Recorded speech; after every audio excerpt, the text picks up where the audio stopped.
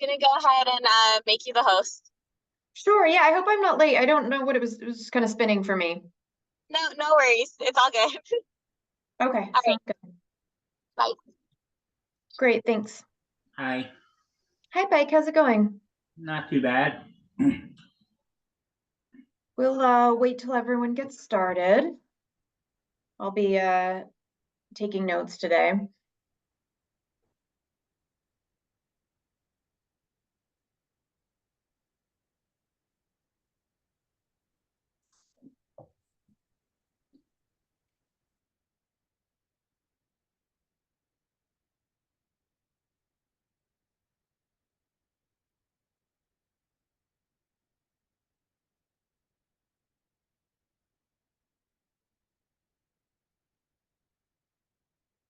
Hey, how's it going, Ben?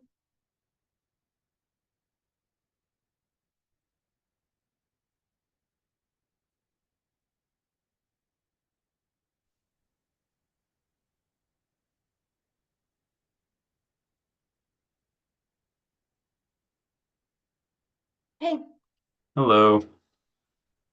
how's it going? Pretty good. Finally getting some rain, so that's good. Yeah, it finally feels like fall.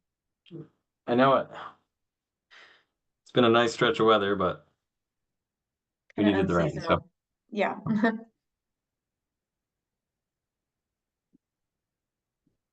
Okay, I will give it a second. I think we only need 3 of us to count as a quorum for this one.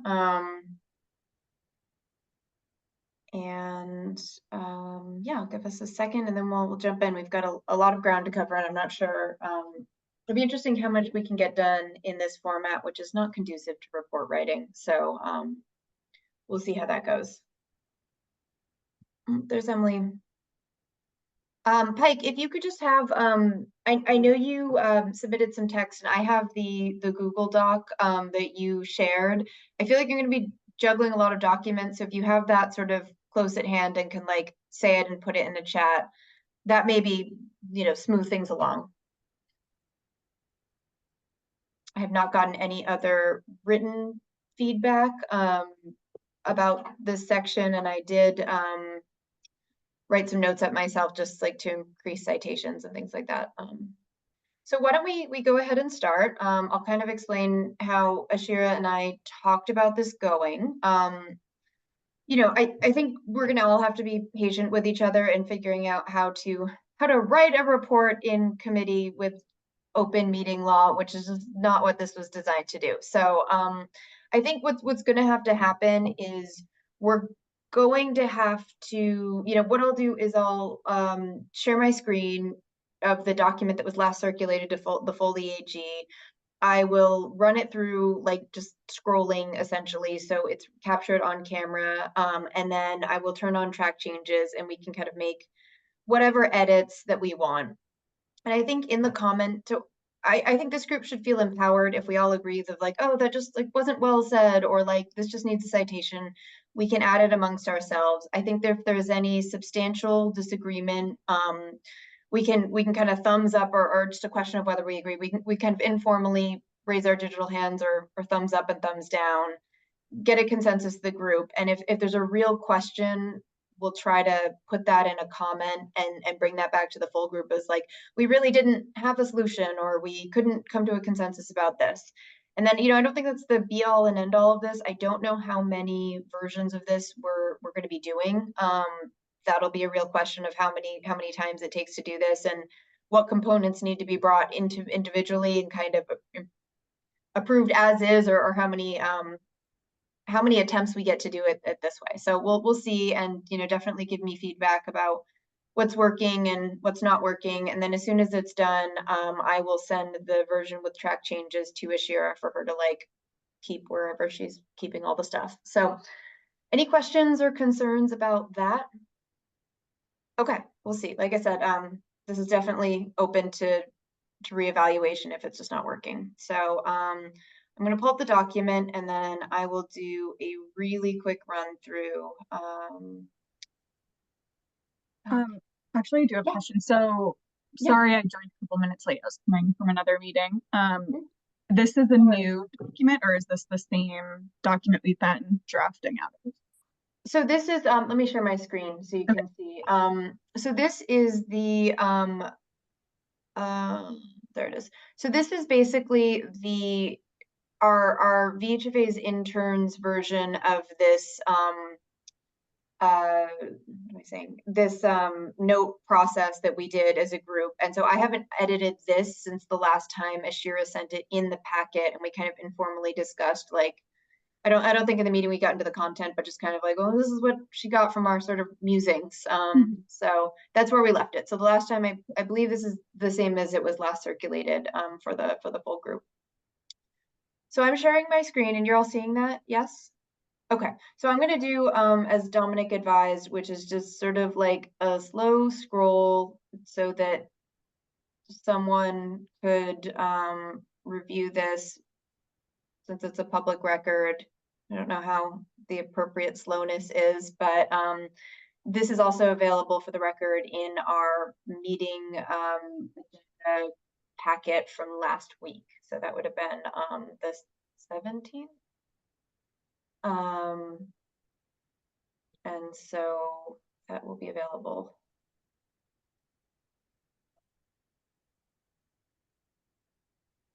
Okay, and as you can see at the end, I think there was a fair amount of stuff where our intern didn't know what to do with this, so we can always resurrect stuff from the parking lot. And I think you'll see especially that in terms of actual recommendations are, I don't know, I think that's where a lot of our work is going to be in fleshing that out. So I am going to put on track changes, and I'm going to show a simple markup, but we can always go into the deep track changes if we want, but it's headachy to look at. So I don't know about you all. So I have specific things that I thought, to add as citations or, like slight reorganizations, and I didn't get too much farther beyond, okay, this needs a citation, or like this super isn't clear. Do we want to go line by line? Do you want me to just stick the things that I kind of identified in and we can talk about those? What's the best way to do this without giving everyone a headache? Can you share this document so that we can read it without reading it through Zoom and make changes? My understanding is we have to do changes mutually, so I can share the link for the document, but I didn't feel up to trying to get this on Google Docs and locking it down in the time frame I had. I can try to work with the sheriff for future ones, but right now this is just on my desktop and I'm going to send her a copy. All right. Well, your I eyes can are make sure you- a lot better than mine. Yeah, I can zoom in, no problem. I can zoom in, so no problem with that. And then I can also try to pull up and share in the chat the EAG clean heats standard page that has this. Oops. Does anyone have that website up? I'm trying not to go through all my tabs. Which one's this?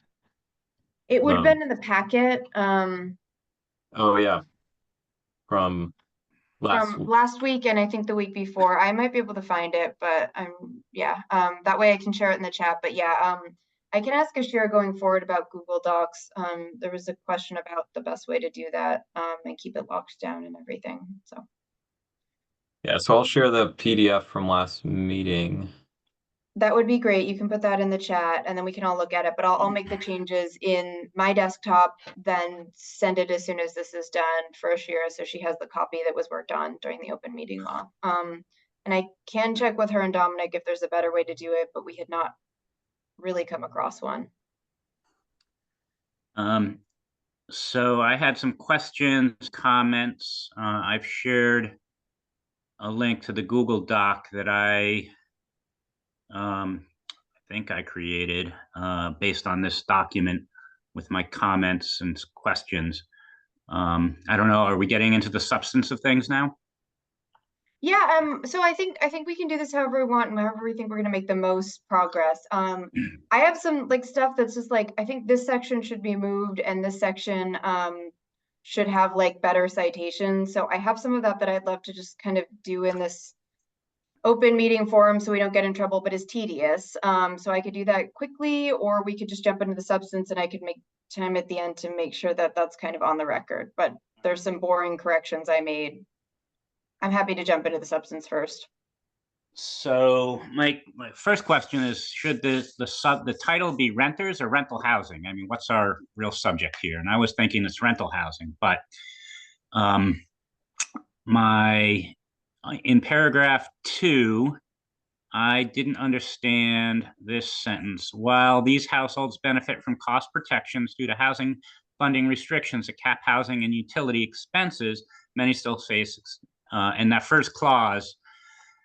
So I'm hoping someone can explain what that all means. Maybe it's referring to Burlington or Section 8 subsidies, but I'm not sure what funding restrictions are in place and what cost protections are in place.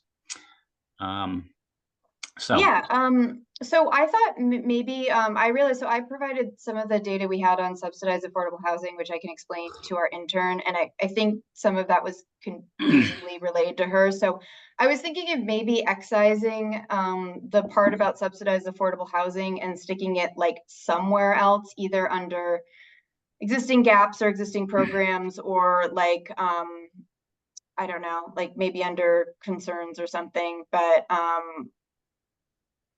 yeah, so basically, why don't I grab the text that I sort of cobbled together and see like if that's more helpful, because I think I have a better explainer that I tried to cobble together.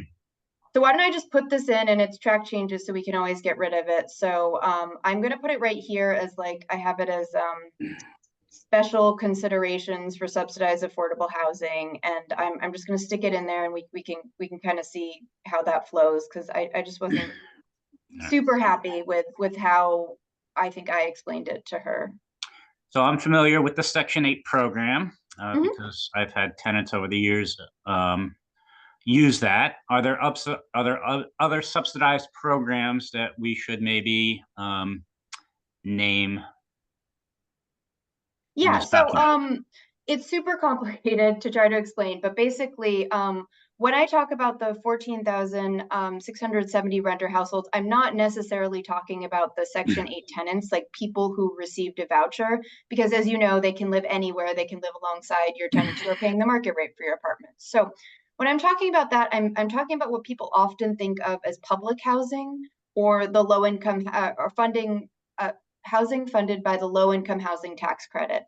And very confusingly, sometimes Section 8 attaches to those units to give sort of additional affordability, or sometimes a tenant with a voucher who's just received one from the Burlington Housing Authority will move into one of these apartments. So a lot of the time when you think about entities like Champlain Housing Trust, they're the ones sort of developing this permanently, now it is permanently, it has not always been, permanently affordable rental housing, where the affordability is attached to the building itself. It's not attached to that household. You have to find an income eligible household to live in that unit, and you have to make the rent affordable to certain income levels, but there's sort of different considerations. So that's kind of what I was talking about. And I'd be happy to put in a note saying like, we mean programs like public housing, or the low income housing tax credit program.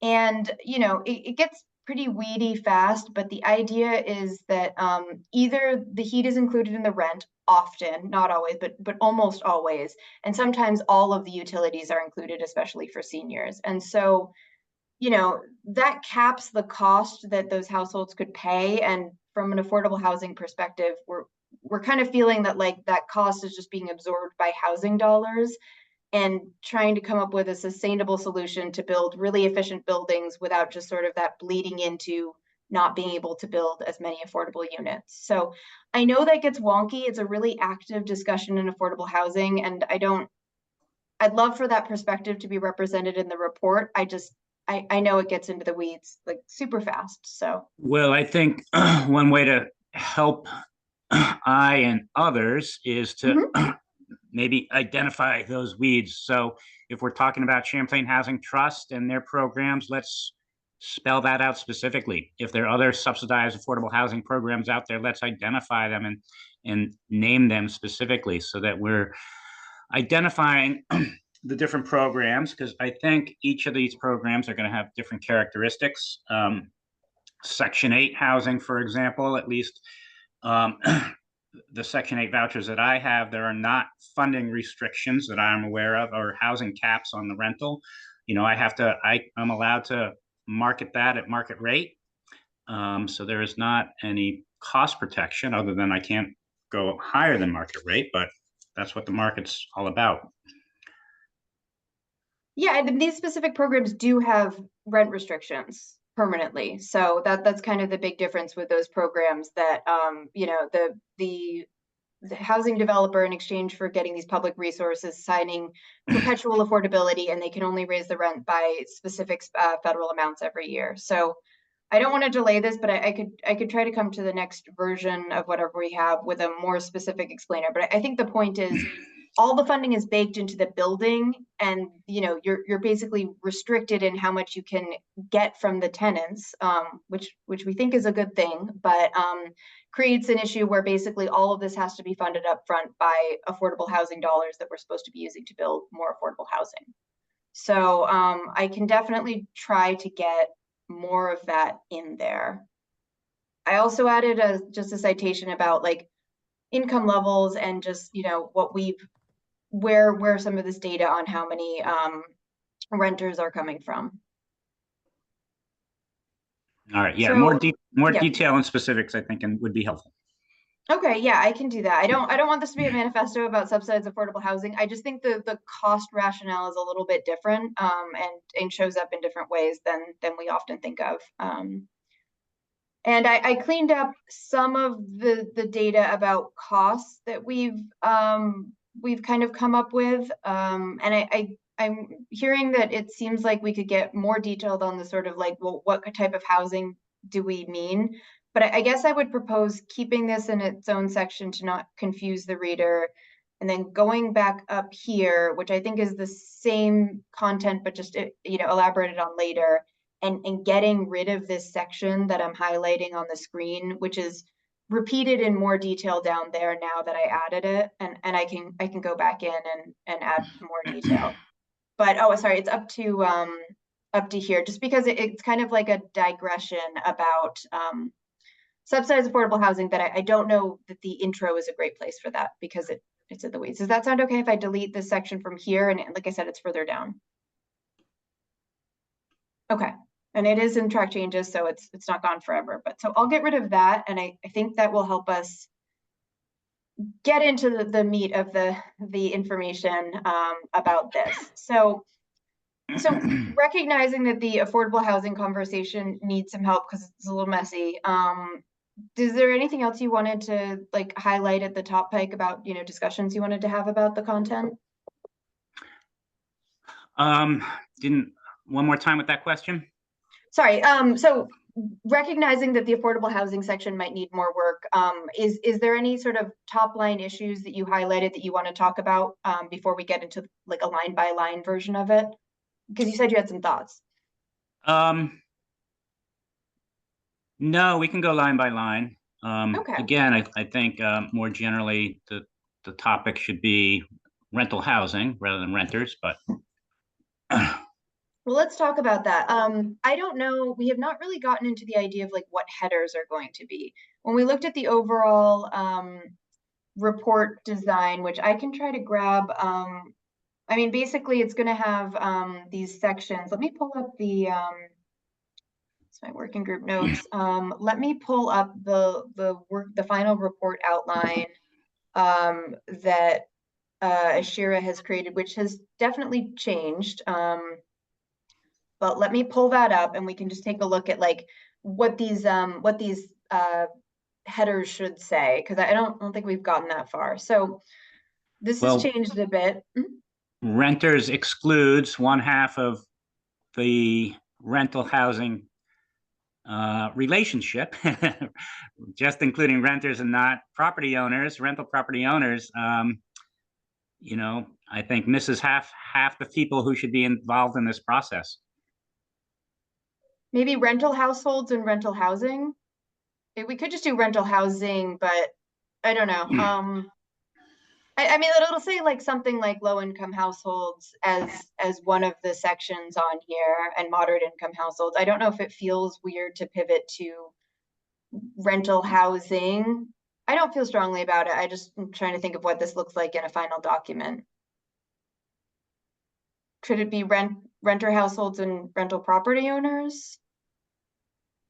I think ultimately both are important, but I kind of envision the a discussion about rental housing or multifamily properties being, potentially included already in other sections of the report. I mean, I think they could both be, discussed in this under the rental property owners section here. We have a lot of, choice as to how we want to set this up. I think it makes sense to talk about actual like issues facing the renters and the rental property owners throughout that discussion. I think probably a good amount of discussion about the actual multifamily housing stock will come up. I don't know how you talk about renters and property owners without talking about the building itself that they're residing in or owning. So I kind of had envisioned, I think we could probably end up, touching upon all those issues within this section. If we But craft it. Mhm. Yeah. And I think there's complexity too, because I grabbed a stat that I want to put in as one of those sort of line items that about a third of the renters live in either like single family homes or manufactured homes. So people think renters and it's multifamily, and there's a more complicated picture there. So why don't we say renters and rental properties, and we'll see where that takes us. Does that sound like that will do it for you, Pike? Or Well, I think we renters should. and I think we should keep parallelism with the people. So if we're talking about renters, we should talk about landlords. okay. Let's see what the group thinks about that.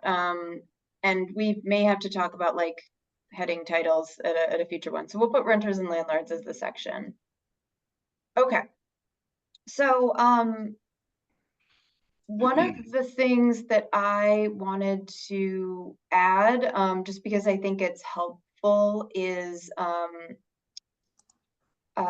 I think maybe adding like a space here, and then I just pulled basically a quote that was like, these are my notes.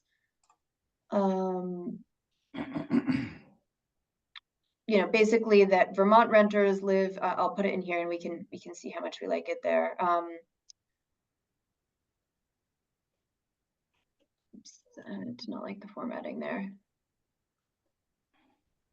Sorry. Okay. 27% of households are renters. A significant majority of those households rely on fossil fuels for heating. And I think I just wanted to add, Vermont renters live in a variety of housing types, not limited to multifamily structures. And then so 23% live in single family homes and 4% live in manufactured homes. Okay, and then she put in, oh yeah. I'm just kind of throwing this out there. I haven't fully thought through Sure. this. So it's That's not a what it's for. recommendation, but I was thinking maybe before each demographic there could be a section on like, I don't know, describing the overlapping demographics. Or do we just want to like note in the beginning of each section, like in the overview, like you did here, that like this is the overlap for manufactured housing, homes, and etc. Or do we want like a whole section kind of maybe just outlining that there's an overlap in different demographics? Yeah, I mean, my thinking was basically where it's going to be relevant to the discussion, call it out. Like, remember, when we're talking about renters, you can't just think multifamily. And like, remember, when we're talking about manufactured homes, don't forget that a lot of those are renters. And, just like basically call out like, when Ben's section on older homes, I think we could think about putting something in the overview that's basically like there's a lot of renters in older homes, and we know low income people tend to live in old. So I think just priming the reader to explain, like, when you're thinking about this group, like, here's what you should know, and here's the here's just some stats that will help you contextualize who you're thinking about. Because yeah, if you think rental housing is going to be a problem under the clean heat standard, it's good to know that it's like a third of our households. So it's I think, does that answer your question? Like, I think we should include data if it's relevant to like what people are going to be thinking about. Yeah, I think that makes sense to me. Okay, that sounds great. And then I know, Pike, you had a thing about the split incentive, and I thought I grabbed another section. I took another stab at this section, and I can paste it in, and we can again see if we like it any better. But I pulled up some data about this is just I found an article that specifically cites the split incentive. So I'm gonna put like it. I think it's again it's not lost forever if I paste over it. So let's paste this and see what we think. And I don't know why it keeps doing this thing. So I lost the view of your screen. oh, it's not there. Is everyone else seeing it? I see it. Okay. I can still see. Now I just see 4 people. Oh, all right. I pushed some button by mistake. All right. Okay. And I don't know why the font is kind of weird, but I'm not gonna worry about that. Oh, it's 2 different fonts.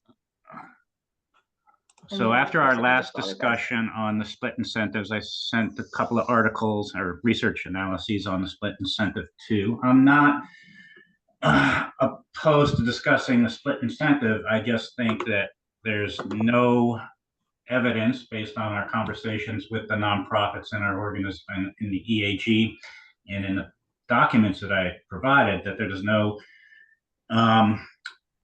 the split incentive is not just for market rate property owners. It affects anyone who is trying to rent, nonprofits and for profits. And I further down, there's a sentence that says this split incentive is going to be a big problem, or some such. And it seems like an unsubstantiated statement. So I have some concerns about that. Well, let's take those one at a time. So sure. I linked to an article that was just talking about the split incentive. It mentions multifamily buildings, but I don't think it's exclusive to it. But like it's a term of art that I think is widely industry used. I do think it shows up differently in affordable housing for the reasons I kind of described. I'm not going to go too far into a rabbit trail on this, but basically in affordable housing, we make, from a funding perspective, we make housing developers build to a certain efficiency standard. So there are kind of limits to how much a leaky building can push costs onto tenant in the stuff we're developing now, the new stuff. In addition, when you're designing a building, you basically have the option to include heat in the rent, which would keep you, incentivize you to keep your costs down, because you can't raise the rent above a certain threshold. Or you have to submit what's called like a utility allowance, which is like based on what we know about this apartment and like the acceptable limits that are provided by utilities, how much is rent plus utilities going to cost, and it has to maintain this overall affordability threshold. So I do think in the affordable housing space with entities like Champlain Housing Trust, Downstreet, other developers, affordable housing funders are like aware of this problem and have sort of attached strings. So you can't just pass all your costs on to tenants, but it's weedy. I think, so I put in here, I said renters in unsubsidized or market rate housing. I think we could just say renters often face challenges.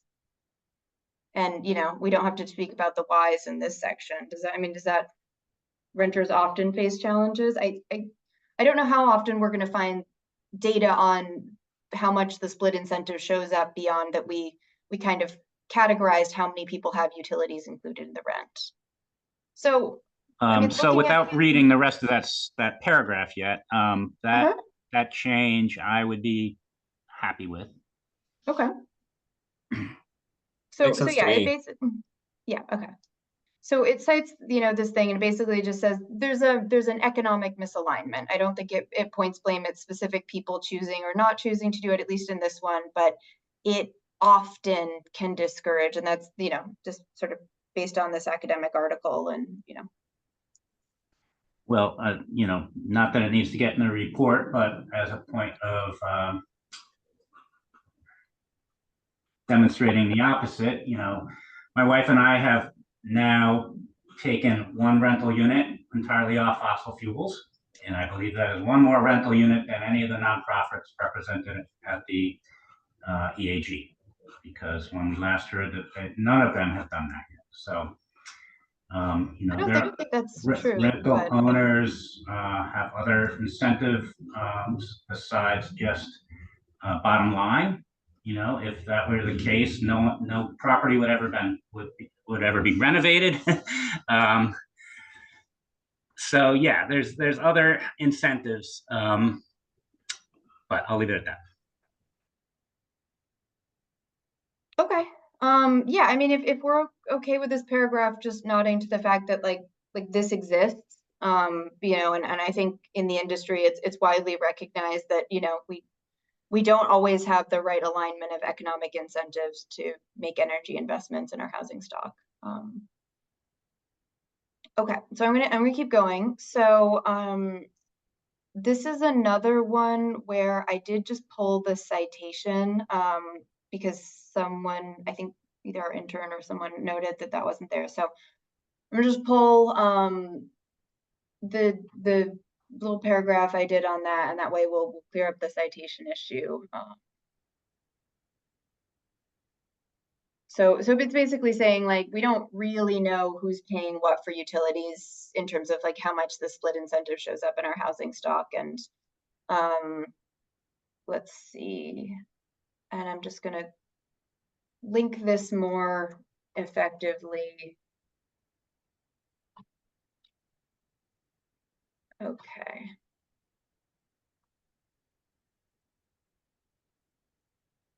So looking at this section, I mean, it's not like an overview of everything you could know about renters and energy efficiency and affordability. We didn't really speak much to rental costs overall, but it's a bit of a rabbit trail. I don't know, is there anything else like just in terms of like what you should know about renters in a very general sense and the numbers that we think needs to belong in this overview? Couldn't hurt to reinforce the idea that Vermont and as much of the nation is really restricted in their housing markets, and we need more housing. I think that could come into let's see. Let's think about, so I mean, I could see that exacerbating the split incentive for, landlords who aren't sort of motivated to do the right thing are like a tight housing market will not is another sort of disincentive to make their units more comfortable, because if the market is super tight, you can have a leaky, uncomfortable unit and like someone will pay it if the market is tight enough, I think is the general sense. So I think it shows up there. Are there other ways we want to talk about like our affordable housing crisis in general? I'm just trying to think of like how do we fit this in the narrative, but I'm not opposed. Maybe this section isn't the best place for it, but I think somewhere in this final document, there should be recommendations that we need to look at our building regulations and encourage clean energy through building regulations. So if I'll put that under a code recommendation because I don't know that we have that. At the very least, people, even if they're not switching to heat pumps for one reason or another, should be installing high efficiency units, for example. Yes, I will say, I'm just going to put code enforce code date. I am under the impression that our building code, I'm not an expert in this, is pretty robust, especially like compared to other states. And there's a goal to make it net zero ready by 2030 with some unclearness about what that will consider, but it's considerable. I think the problem is it doesn't help the old housing stock, and our code compliance is like maybe not great either. So I think that's the real problem, is if we're not enforcing energy codes, that's maybe where that shows up, rather than people who are following it and that not being sufficient. But let's maybe we should just put that as a recommendation, and that's something we could either try to make progress on or bring it back to the group. Does that sound good? Sure. Okay. So I think it's a good idea. I just think we should, yeah, I'm putting in like the yellow highlight or anything where we're like, we should probably get into that, but I don't want to, yeah, drag us down. Okay, so I think we've got a decent overview, which doesn't have to be the be all and all of this, but at least it kind of talks about what renters are up to and what that looks like, how they show up in our Vermont data. I think this is kind of the section about technical challenges is, I don't know. I mean, so I think stepping back, we had decided to put a lot of the technical challenge pieces in Ben's section on, like, I think we called like older homes, but I don't think it necessarily has to be. I think my goal would be, we need a serious discussion about like what it looks like to try to weatherize and electrify homes that are not straightforward for one reason or another. I think multifamily housing has some specific stuff that I think is going to show up, but I don't want to reiterate like we know vermiculite is a problem, because that's like every single one is going to be like we know vermiculite is a problem. So I'd love to keep that in Ben's corner, sort of to, you know, get that all out at once and talk about vermiculite being a problem. So I think maybe we could make a nod to be like, you know, an earlier section of the report discussed I'm gonna start writing some text and we can include it or not, but basically, so an earlier section of this report on the,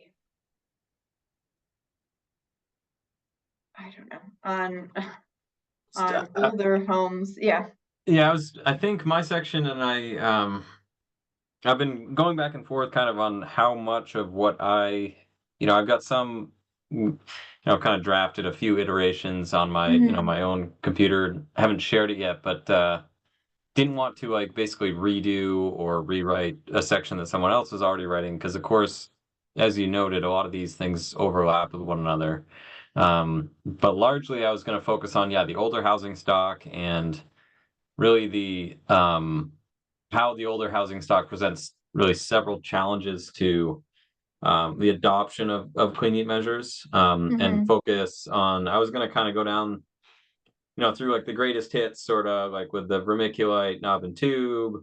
Like the short list I have is pretty extensive. But yeah, knob and tube, vermiculite, asbestos pipe wrap, asbestos siding, lead paint, mold and moisture issues, plumbing infrastructure, unsafe wiring, etc. So I was just going to, I think, going through this, it's helpful because I think what I'll be able to do is, and maybe my section ends up sort of at the beginning of, I think so. Towards the beginning of the report, and kind of outlines a lot of the issues faced across the housing stock, whether it's manufactured homes, multifamily, single family, whatever. And that'll kind of get that out of the way, so that as we get down further in the report, like to this section, for example, it's already been prefaced and, fully discussed, like what it means to, or like what the multifamily housing stock looks like in terms of, or, rental housing stock looks like in terms of condition, or, the challenges faced with the actual infrastructure. So, so that's kind of where I was going to focus, was mostly on the infrastructure and kind of what the, the age of housing in Vermont, means for, really, and, the demographics don't really matter. People of all demographics live across all housing types. So as long as we kind of establish the foundation for what we're working with here in the state, I think that'll be a kind of background introductory area. So I can, my plan is to have that, be a little bit further along with that. I've got I was originally going to go like on sort of I don't know, like a long-winded. I had thought about talking about like what the weatherization process or home repair process looks like for a lot of these housing stocks, but it gets like extremely complicated and complex like really quickly, and would be a little bit, I think, too much detail. So really just touching upon the broader issues of housing stock and the issues that landlords, for example, might face in renovating a property, getting it ready to be livable, etc.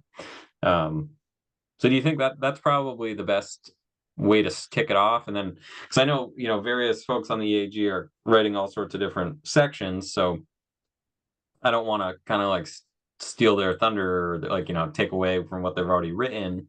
So I wanted to avoid overlap there, because obviously every like Chris might have a section on manufactured housing where he goes into like detail about like what it takes to renovate a mobile home. So yeah, And I think that's okay. I think basically we just shouldn't say like vermiculate when we know that it's going to show up in all the housing types. And that's like, after a certain point, it's like, we get that. And the remedy is going to be kind of the same, I imagine, as like we need funding for home repair in a way that the clean heat standard may not provide. So I think we could say, I mean, what I would propose is basically we say, so I basically said, an earlier section of the report discussed the technical challenges in weatherizing and electrifying Vermont's existing housing stock. And typing in public and stuff. Will that section that you're referencing, Mia, have actual rough amounts so other folks can understand how much it costs to remediate, vermiculate? I think that would be important for folks to understand. The That's a good legislator, idea, yeah.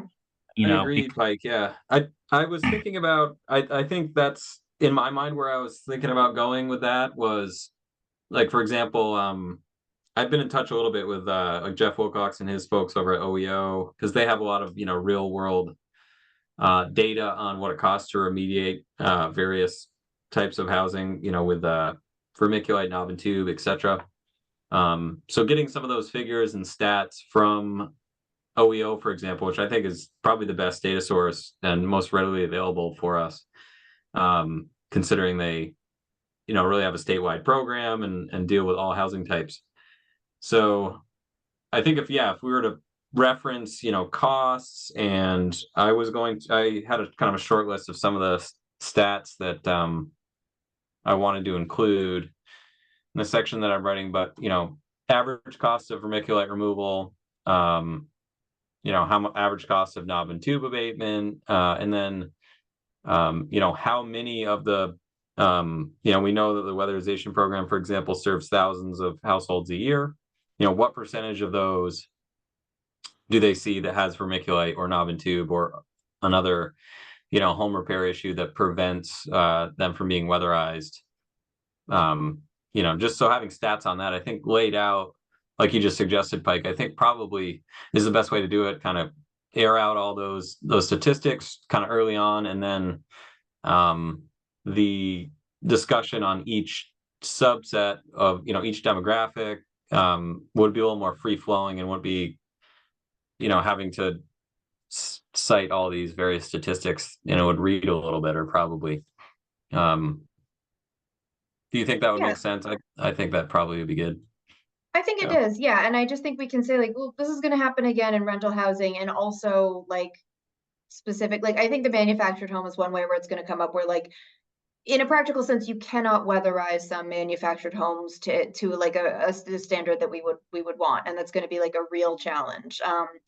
And so I think we can talk. I think maybe we should go through, and maybe I stick in the chat for Ben's potential future reference anything that, I mean, there's not much here, like anything that seems really general, and then we'll try to see if there's anything like useful for rental housing specifically that we can talk about. We'll see how that goes. So I'm just going to start here. So implementing clean heat systems in rental housing is challenging. How about I put can be challenging? due to the diversity and complexity of the housing stock, larger multifamily buildings are especially challenging to use. Yeah, I mean, I think that's my comment that I just said in something. Okay, so I'm just trying to think of like what we're actually trying to say here. So I think I'm gonna maybe get the part about electric service and vermiculite off of here because I think Ben's section will cover that and it is not like a unique problem. Right. So why don't I X out that? I'll put it in the chat for Ben if you want to like put it on a little notepad or something. Sure. You probably I think it's like stuff that we will have already said by this Mm-hmm. point. Like But about it's helpful to know kind of, yeah, we've talked about it a lot, but to kind of document like what specific areas we need, because it's sort of one of those things. It's like I could, you could talk about all sorts of stuff and kind of get on a tangent. So, yeah. yeah. Yeah, and so I mean, I think we were just chatting on some of this, but my understanding, so on the new construction side, like what we're seeing just from a technical standpoint is I think basically all our buildings that we're funding these days, except maybe some rehab projects, are using heat pumps for heating, and that is like going pretty well. I think developers have some sort of long-term concerns about no one has really seen like these heating pump systems over a very long period of time since the technology is so new, and I don't know that anyone is confident that like in 20 years this is going to still work out like well. They're looking at a 30-year time horizon for funding, so the stuff they buy up front has to more or less work or at least have a plan for maintenance and or replacement over that 30-year loan. So I think there's a lot of anxiety about will this work. I've heard you definitely need more skilled maintenance techs than you did for something like a gas boiler. I've heard that, yeah, the hot water, the domestic hot water side is more challenging than the heat pump. So I think we've seen some buildings opt for heat pumps for unit heating, space heating needs, and then not being sure that they can do that for hot water. So preventing fully electrified buildings. Affordable housing developers are kind of head of the pack in terms of who's adopting these technologies because that we kind of make them. And I don't know, there's like that's what I'm seeing on the new construction side. And then, as we've seen, as someone said, like it's sometimes hard to stick a mini split in an apartment. So that's kind of, I mean, we're not a technical group about like this isn't a report about how you go about doing this. I don't know how much color it is helpful to be like, I don't know, old stuff is hard to do and new stuff, the technology is still emerging. I like that's kind of the short version of it. Is that a helpful thing here? What do we want people to know? See, everything what you just cited about new construction, I think is what I've heard as well. I think with the retrofit market, which is basically, the weatherization program, a lot of, I actually see the opposite or have seen the opposite where it's, the actual home, maybe it's a 3-unit building, for example, is pretty old. Maybe, and when they were designed, they had, basically one boiler unit or furnace unit. Usually in a multifamily, it's like a boiler unit, 1 unit per like apartment. Yeah. So you'd have like 3 boilers and 3 hot water tanks. So in that scenario, it's actually quite easy to swap out like the hot water tanks and just throw a heat pump water heater in, replace each hot water tank.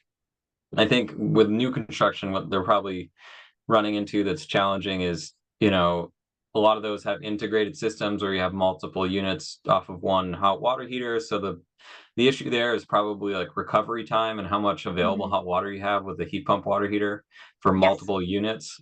Then you can, people would not have hot water. So I can definitely see where that would be a challenge. But, in a traditional, the traditional Vermont multifamily, from what I've seen, at least, having worked in Southern Vermont, is 1 unit per apartment or 1 heating system or hot water tank per apartment. So in that sense, it's actually quite easy to retrofit.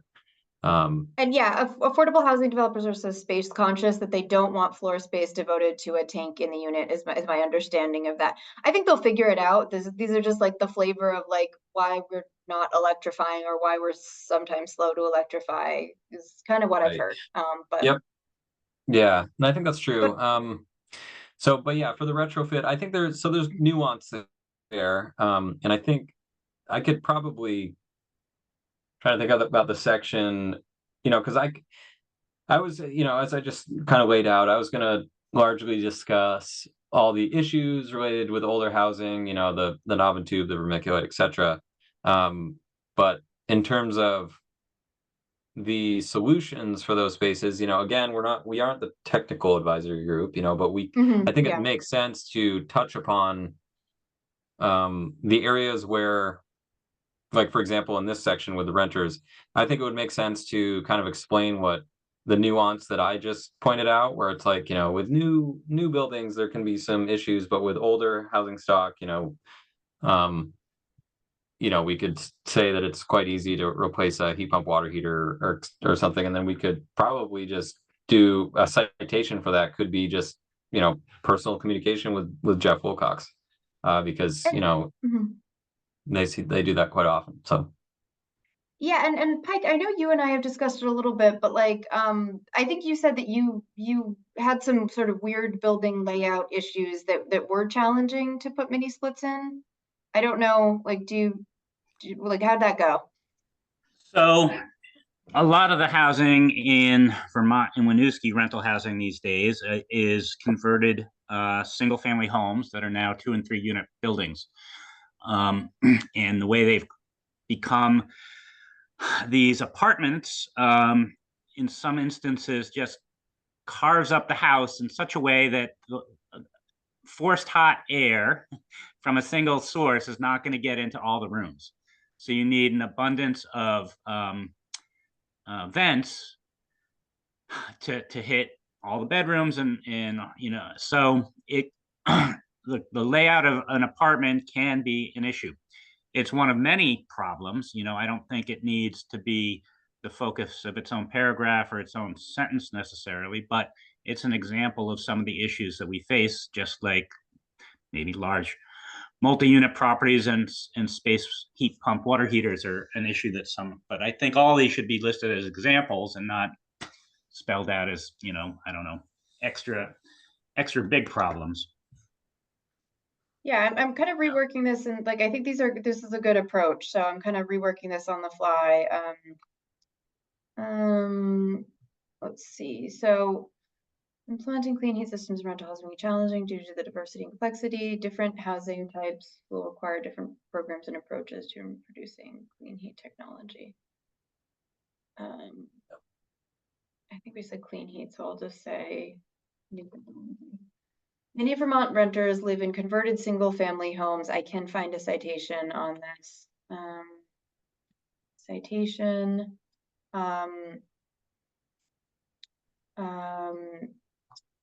Which can offer, I'm trying to think, like,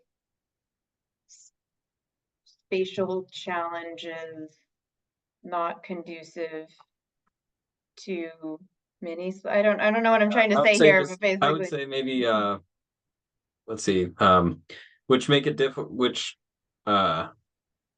make it difficult to adopt clean heat technology.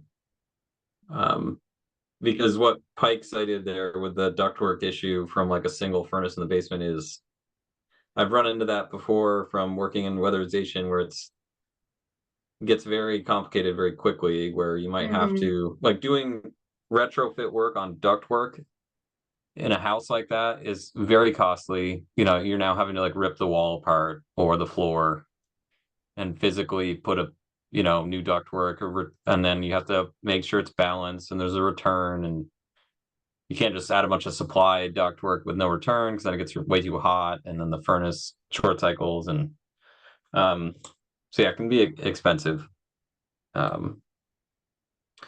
And that's really related to that older housing stock broader issue, because the houses were originally built for like one family, of course. So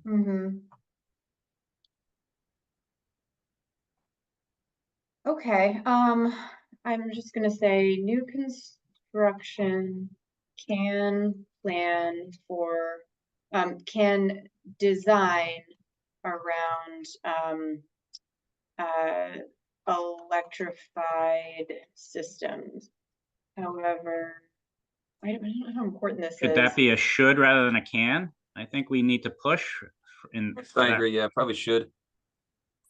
Well, I don't know if that's a recommendation. I think in terms of a technical challenge, how about can and should?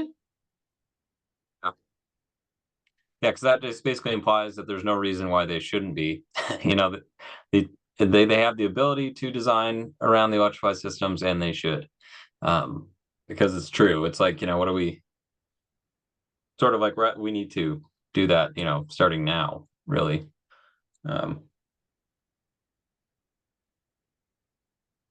I'm going to say, so I'm just going to say these systems are more complex and require more, and I'm just going to say, and can require more long-term costs due to skilled maintenance needs.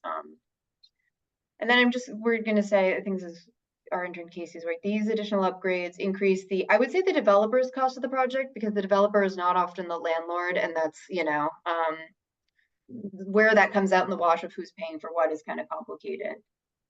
The developer's cost of the product. What did I do? Developer's cost of the Also, project. I think developers is makes sense, but we could probably do developers and landlords. Well, I guess in this context of new construction, I guess that makes sense. I mean, sometimes it's the same person often. I just think, yeah, I mean, it is a disincentive if you are the developer and you're immediately going to hand it off to a property owner who's not motivated to look into this. I'd assume most property owners probably are somewhat motivated to look into it, but I don't know, like, it's probably a complicated calculus with how that works. I think most developers in Vermont are also the property owner. I don't think there's too much like turnkey development, but I don't really have a great sense of that. You know, I don't know if it's more. And then I think we should probably get rid of the workforce part here, because it's one of those, and I don't know where we do put the part about workforce. I keep sticking stuff in Ben's section, which isn't great, but I think it could belong there. Basically, like, part of the technical challenges doing that is a significantly limited workforce, and we can see when we get there how well that flows there. So it'd be great, Ben, not to stick everything in your section, but it is going to be, um, Well, that makes sense. This is helpful because I think, you know, what I've been take struggling this with is that out.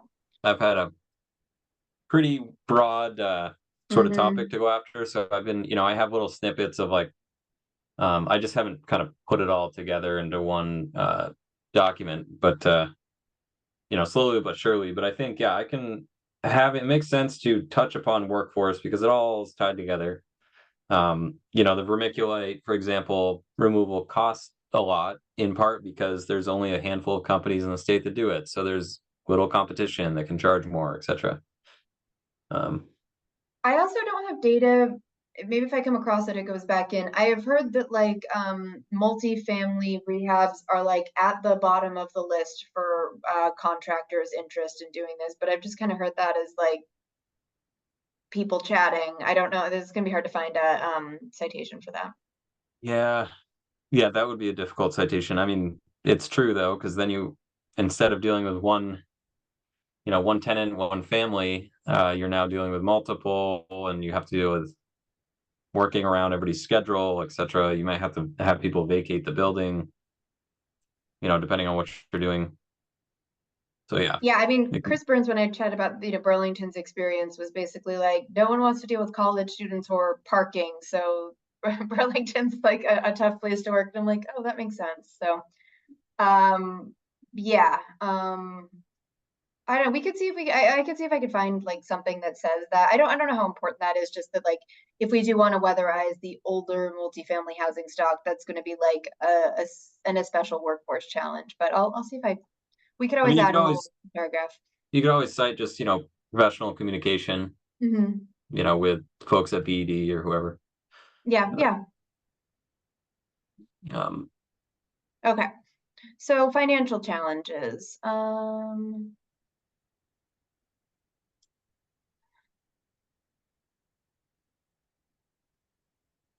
Okay. There's a lot going on here.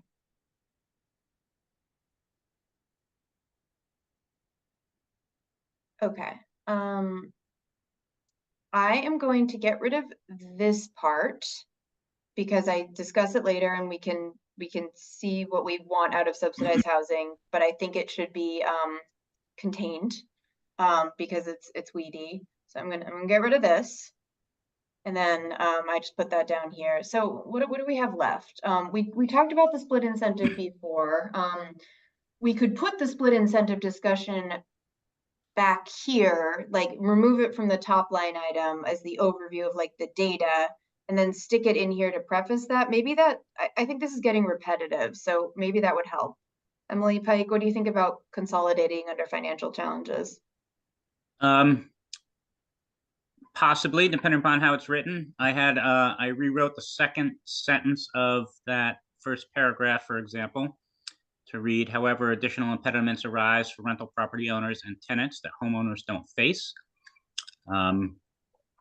Okay, I'm gonna put that homeowners don't face. Don't.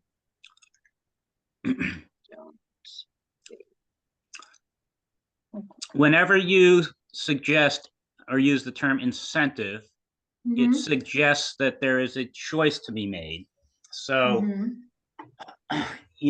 one person's definition of an incentive is another person's just not, it's no longer economically feasible to do, So when you're saying, oh,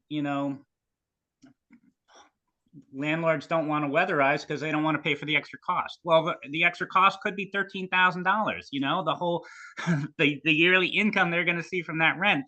And it just doesn't work economically. And so in that sense, the challenges that landlords face are no different than the challenges that anyone else is trying to do. Sometimes it's just cost prohibitive. And when that cost prohibition is then redefined as an incentive or lack of incentive, I have problems with that.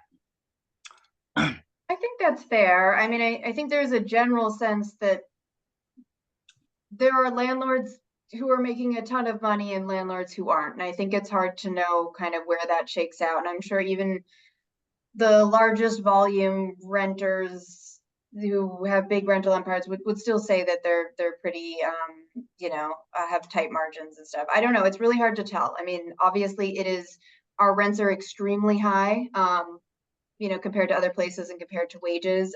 We also know it's really hard to develop rental housing. So it is hard to, point a finger. I think there are landlords who are kind of known as slumlords who have not made even like basic health and safety requirements. So I get what you're saying. I think it's a spectrum beyond like ability to do it and economic incentive to not do it. And I don't know, it's probably really individual, but we know there are a lot of landlords who just own, and maybe we put something like there are landlords who own a lot of property and landlords who own like one, and it is going to be a different proposition for smaller landlords than larger landlords. Do you think that's a conversation worth having, Pike? I think anytime that we can be more specific, we should. So if we want to differentiate different types of landlords and different challenges different types of landlords have, that would be fine with me. I think even saying, some landlords don't want to spend a dime on properties is perfectly fine. But when we generalize to all landlords, then I have a problem with it. I think that's fair. I mean, for sure. But yeah, capturing some of that nuance, I think I agree, Pike. I think that's something we want to do, and kind of call that out. I'm just trying to get some of this down and we can workshop it. So, unable to.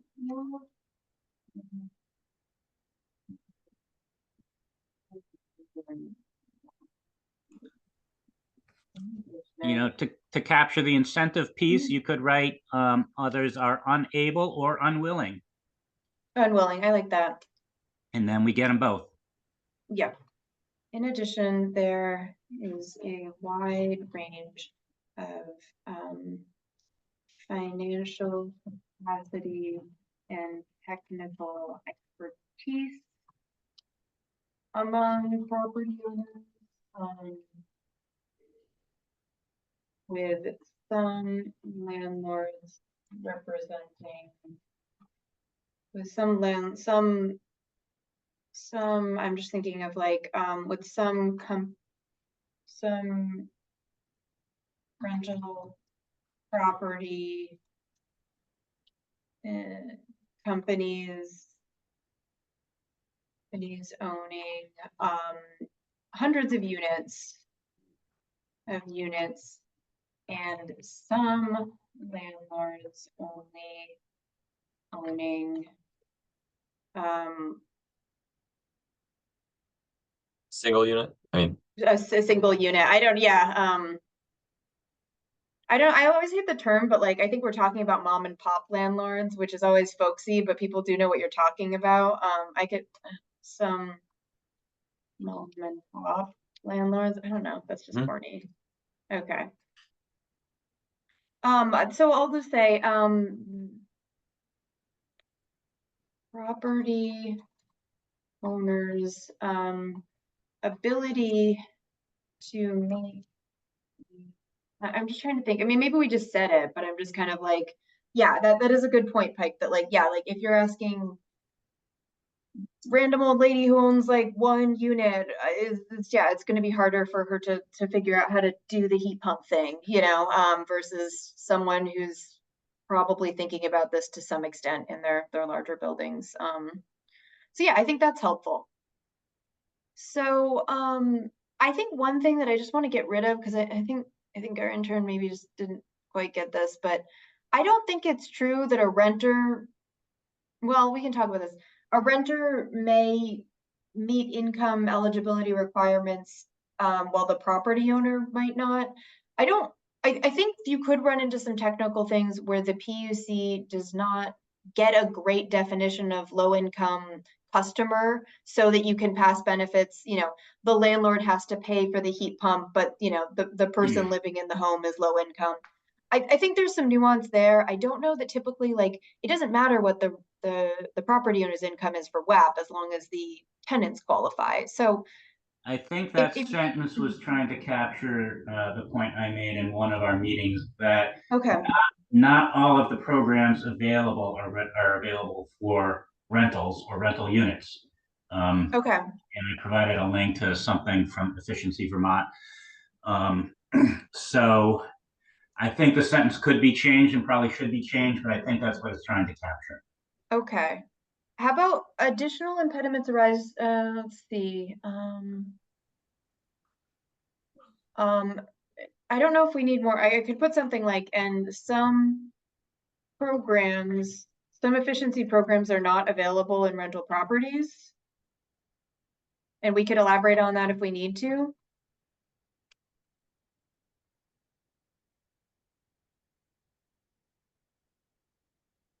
Does that sound okay? like, makes sense. Yeah. Yeah, that sounds okay. Sorry, I was on mute and looking at Efficiency Vermont programs to find the one specific example I think I provided before. And I can highlight this. So I'll just say link to program guide or whatever. Yeah, we have, can you hear me okay? I had to switch. Okay, great. Are you talking about link to program guide, that reference sheet I shared with Efficiency Vermont rental programs that are available to renters? So there's that. Yeah, Does it say which ones aren't available to renters? I don't know. That's kind of what I was asking. Yeah, I think so. There's a guide that says like what programs are directed at renters. Mhm. But I can come up with a list if you want a list of programs that aren't accessible to renters. But yeah, just kind of looking for what would be helpful. Yeah, I see what that Pike. I mhm. found this link you're talking about. It's for heat pump water heaters. Could be, yeah, I don't even remember what the link Yeah, was. yeah. I just Yeah, wanted you to point run- out that not all rental units are eligible for all the programs out there. Yeah, it's a rebate for heat pump water heaters, and it says rental property owners are not eligible for the offer at this time. Okay. On Why the don't you put details. that in the chat and I will like hyperlink it and we'll get a citation in later. I think that one's probably just because like technically it's a little different, but I don't know if there's a reason for that. It's a for income eligible Vermonters, you can get 100% of their costs covered, up to $5,000 for a heat pump water heater. It's on the I think you linked to it, Pike, in the demographics one of our working documents that I had pulled up. I can circle back with some information why, if that's like a sentence or two we want to add. Sure, we I can put it in a footnote too about That'd that be great. specific one. Yeah. Because I know Efficiency Vermont usually sometimes has to do a different flavor of program for rental housing for reasons, but I feel like it's usually been something is available. But I'm sure there's an example of something that is not available for renters.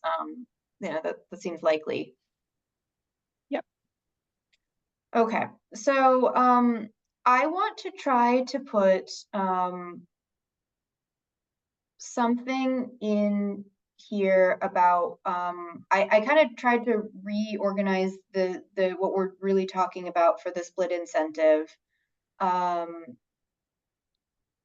and just see how we feel with it there. And then let's see, so challenges, financial challenges. Okay. So I'm just gonna put this here and then we'll see. So it says wait, oh, there we go.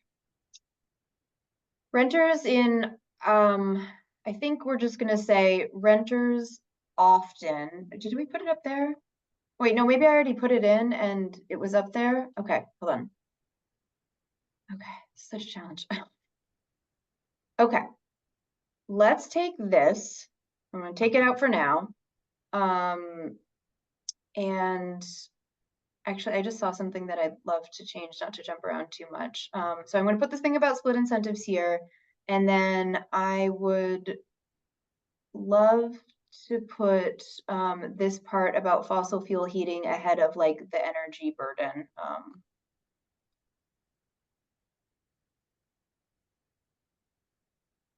Okay. I think that flows a little bit better to figure out like what we're talking about there. Okay. And so I'm going back. So I do think keeping it in the realm of the split incentive is a realm for a financial challenge is going to make flow in this. So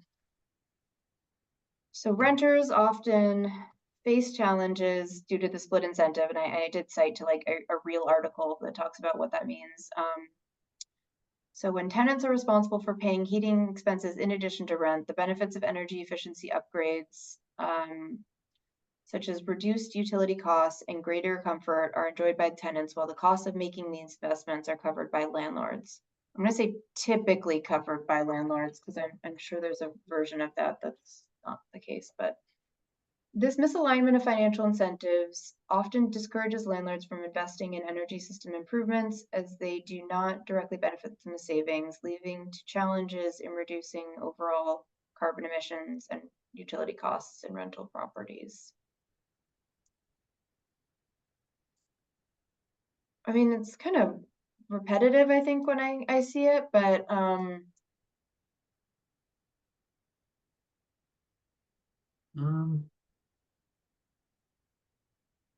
want to put efficiency improvements because I think that's what we're talking about. I mean, you could make a case that there's just like fuel switching for beneficial climate reasons, but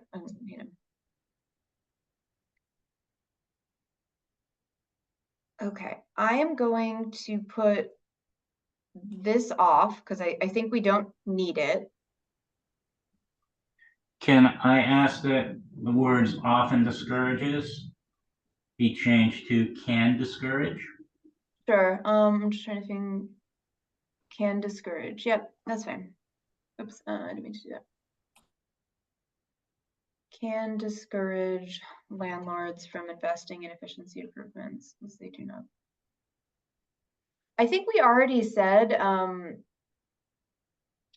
let me try. I think this could be parsed better. The benefits of energy efficiency upgrades, costs of who do not directly benefit from savings. This misalignment of financial incentives can discourage landlords from investing in efficiency improvements, leading to challenges in reducing. Okay, it's a little shorter.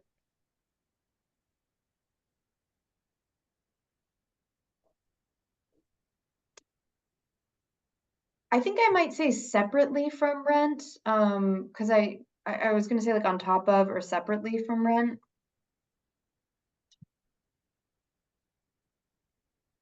I think it gets a little murky when heat's included in the rent. You know, is it displaced by the rent, or, you know, do you still have some incentive to recover the cost that you are sort of fixed in if it's included in the rent? I don't know. I mean, well, that you're paying for the rent, but you're unable to invest in the energy efficiency upgrade, you know, for the house yourself because you don't own it. Which I think, I guess the way this is worded works. It's I think it describes, yeah. Just making sure it kind of reads, yeah. Okay. I'm thinking that this rent stabilization measure, which we have talked about but not figured out like what that would include, maybe goes under recommendations and we just figure out what to do with it. It's just kind of a weird like afterthought in challenges here. Or I'd like to kind of keep recommendations like clear, like why we think something fits. So I'm gonna stick it here for recommendations, and we've got kind of a little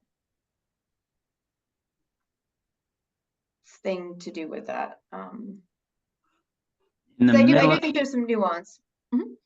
in the middle of the paragraph you're working is sentence, conventional wisdom is that the entire weatherization project must be subsidized to convince more private landlords to convert the heating systems. And I have some problems with that sentence. And this is the sentence that led me to ask for real specific data about what some of these things cost. You know, this sounds like, oh, you know, we're unwilling unless it's all paid for. But I think what this sentence was really trying to get to is, you know, if we're talking about vermiculite or wire upgrades or new venting systems, you know, we're doubling or tripling the cost of the project, which is very different than saying, oh, no, you know, I'm not spending any money at all. Yeah, I've heard, and I might have even been the one who said sort of that's kind of what I've heard from weatherization people. I think it's a little bit of a nuanced thing in terms of, yeah, like is it how much investment are we talking about? That's probably a really different thing. Is the unit being sort of updated anyways, and is that part of it? And then, you know, I think it's basically that outside of subsidized affordable housing and the WAP program, my understanding is that Efficiency Vermont and the other EEUs have not seen much weatherization activity happen in you know, rental properties. I guess it's hard with single family rental property, but like let's say multifamily properties. And I think it's easy to say like, well, you just have to pay for the whole thing. That is, as you point out, kind of a leap of logic where that might be the kind of going wisdom, and there's probably a lot of nuance in the middle of like what that means. So yeah, I think we can get rid of that. That doesn't at all support the very next. The previous sentence is estimated that 30 to 40% of homes weatherized each year are renter occupied. Through WAP, which is fully paid for. Okay.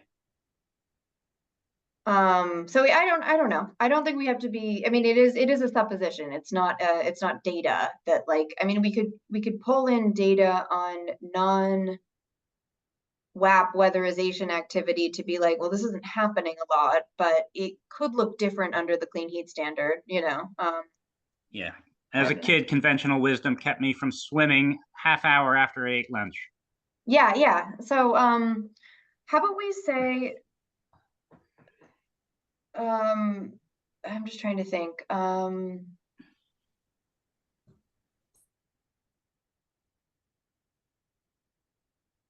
This seems to be talking about something different because WAP is adequate. It's just not, there's not enough funding, but there's a difference between inside of WAP and outside of WAP. I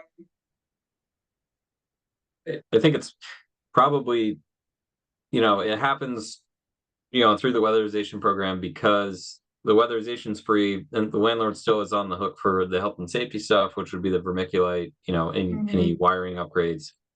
Like in a vermiculite to be remediated from a multifamily building, you're talking like $20,000 plus. Rewiring a house that has an oven tube is also about 20 grand. So if you're having to pay that cost plus the cost of actually weatherizing, it's like pretty much a non-starter for most small landlords. That's probably why almost all of it happens through the weatherization program. Yeah, no, I get that. And I think there's nuance there. I'm trying to think of like what's helpful for the report. Yeah. I'm gonna say bye. Buildings with low income tenants. The first sentence of this existing weatherization program sentence doesn't really make sense. Yeah, I'm trying to think, and I don't know. Also, like this goal was never to it was never to like list all the things. I think we probably need to talk about how WAP can like overcome some of this. I mean, maybe that's the thing. Like the most, the program that overcomes this problem and serves the most renters is WAP. I mean, maybe that's what we're saying here. So the most effective program, I mean, let's put this in and we'll see if we think about this. The most effective program for overcoming the split incentive in Vermont is the Modernization Assistance Program. Buildings with low income tenants are eligible to fully cover cost of rent once upgrades and repairs are completed by the landlord. Or does landlords have to pay? Will you do it? What's that? It's so specifically is health and safety. Once health and safety, I would say, I guess upgrades captures it. Upgrades and repairs, I would say, yeah. Do you, just out of curiosity, like, if like I'm a landlord, like, do I have to find like a contractor to do it, or would WAP just do it and send me the bill? Like, who's doing the work? It depends, but Okay. if it's like a bath fan, like, so one of the requirements is that, if you have a multifamily building, you have to, or even if you're single family, it doesn't matter. You have to meet the ventilation requirements. So for example, the weatherization program typically meets those requirements with a bath, like installing bath fans in every unit. So that, the weatherization staff usually can do a bath fan, but if it's something more complex, like, duct work or whatever, usually what happens is the weatherization program, to expedite the process, will help secure a contractor. Like what I did as an auditor in the program, I would, contact a contractor I normally worked with. They'd usually answer the phone for us because we gave them so much work. I'd go to the house and be like, give the invoice to the estimate to the landlord and not us, I basically, see. to Okay, yeah, that makes facilitate the sense. transaction. And then it's up to the landlord whether or not they wanted to move forward with it. That's typically, I think, what, I worked at Sevka. That's what Sevka would do. I know CVOEO does something similar just to kind of help the landlords, with a little resource to find somebody. Because otherwise, if you're, getting a contractor to come out right away, is difficult. So But yeah, That's interesting. It strikes me as kind of in the weeds, but it seems like there is a benefit to just like streamlining the process and being like, oh, you have to pay for it, but it's not going to be a whole thing to find someone because I got a guy and he'll just send you the bill, you know. I exactly. don't know if it's worth opining on it, but it is interesting that not just Yeah. cost, but just like ease of integrating these things. Exactly. It is not a requirement of the program that they have to do that right now, but I, you know, as an auditor interested in getting that home weatherized, it was like, well, I'm just gonna kind of facilitate this transaction kind of thing. Interesting. Yeah, I think it's kind of out of scope, but if we think about an interesting like recommendation for that, I do wonder about like co-locating services, but I don't know that that's something like outside of WAP that's very easy to do, you know, in terms of other projects. I mean, in terms of like contractors or availability and stuff, because like when you say co-locating services, what do you, because they do some of the weatherization programs are, I think, well, I know SEPCA does, I think most of them do now have like a home repair program that's separate from the weatherization program, separately funded, you know, from various sources, but technically folks that don't qualify for weatherization can qualify for that program. Yeah, it's also an open question as to whether or not, like, you know, we do have a low income section of this report, whether or not it would make more sense. Well, I guess this is specifically about renters, so I feel like there's little nuggets of information about the weatherization assistance program that are going to end up in kind of various sections of the report, because I think it does make sense to have like the multifamily policy or rental housing policy to be talked about here in this section. But then, you know, there's part of me that's like, maybe we just like have a whole section in the report just about the weatherization assistance program.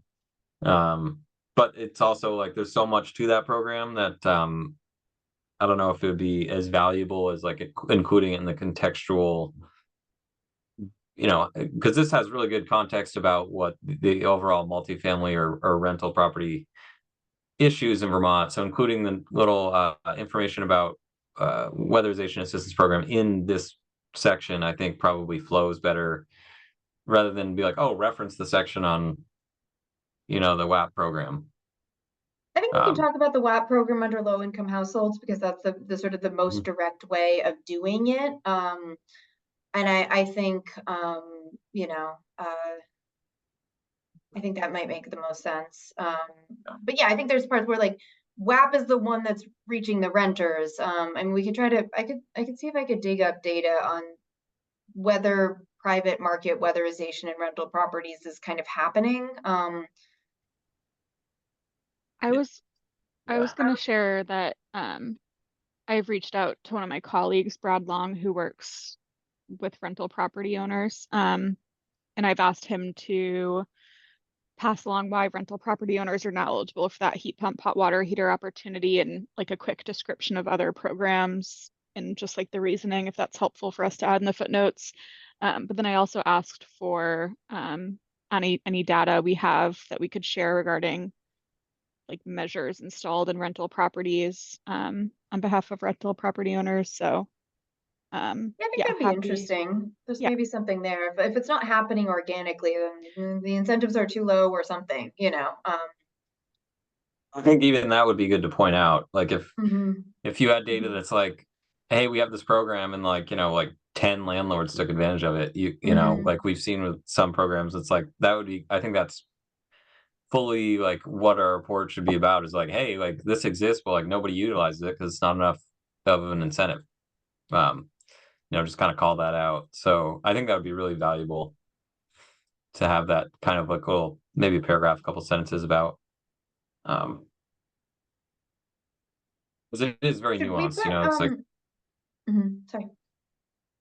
Yeah, it is. And we can't possibly like write a report on like everything that's going on. It's funny when you look in our charge, it's like identify programs and gaps. And it's kind of like, okay, I don't know that we're gonna do that as much as the Act 18 suggests. We're gonna fully inventory everything, but right, we're doing our you know, best, yeah. yeah. So one thing I was thinking is we should maybe add cost-effective weatherization measures and electric heating technology, because they also, WAP does that too. I mean, I guess we'll talk about it further up, but we've kind of gone from like in general to weatherization, and I don't know. I'll just put and electric heating technology. I mean, or I should just say, how about heat pumps? Yeah, it's heat pumps. Yeah. We need to put a qualifier there that it's that is made, the heat pump portion of the weatherization program is really basically funded by ARPA funds currently. So due to the availability of federal, funding, the weatherization, the WAP program is able to offer heat pumps to low-income households, I believe through 2026 is when the ARPA funds go away. There might be some carryover of like remaining funds that are like already dispersed, but after the funding cliff from ARPA, there's the IRA funding package, of course, that's goes through, I think, 2032. So that's I think we definitely need to call that out where we can in this report to show that, hey, like this money is out to the weatherization programs to utilize.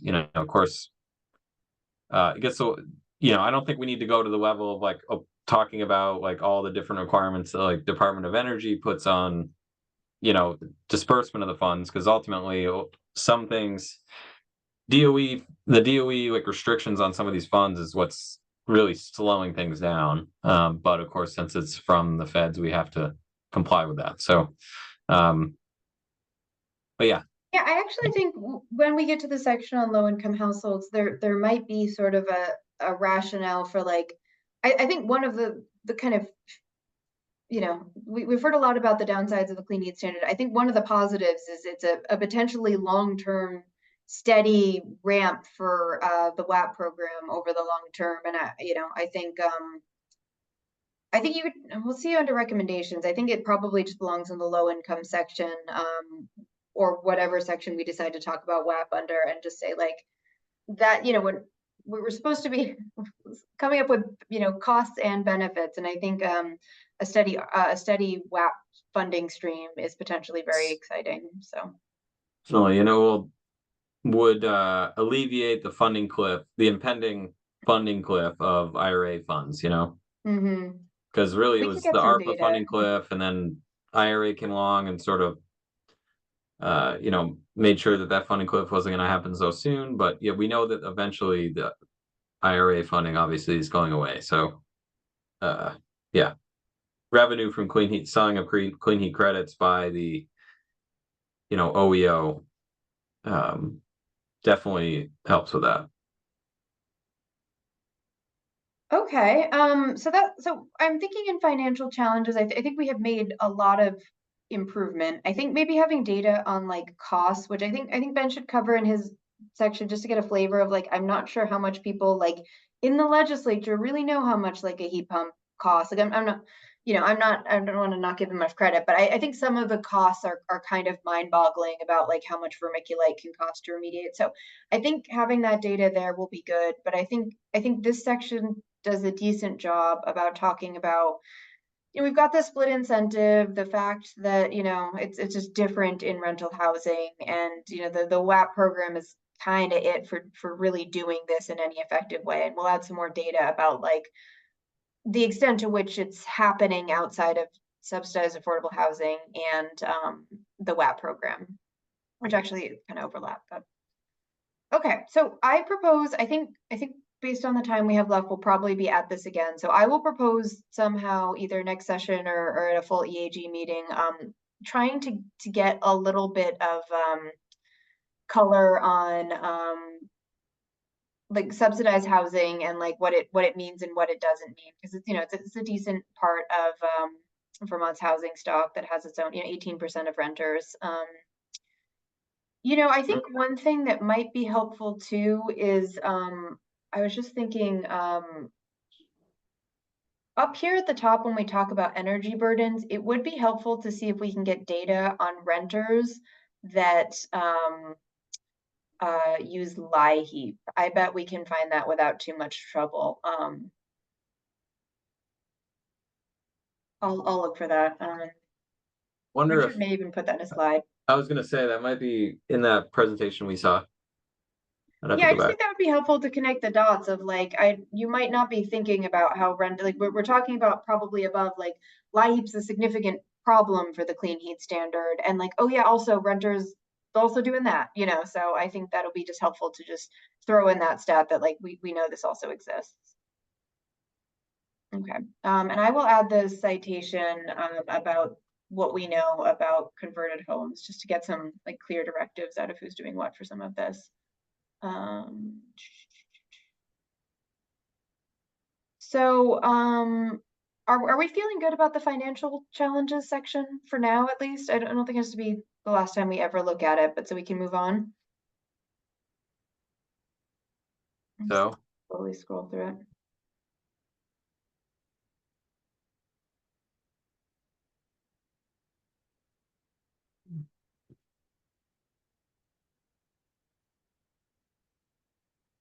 Okay, so we're good to move on? Okay.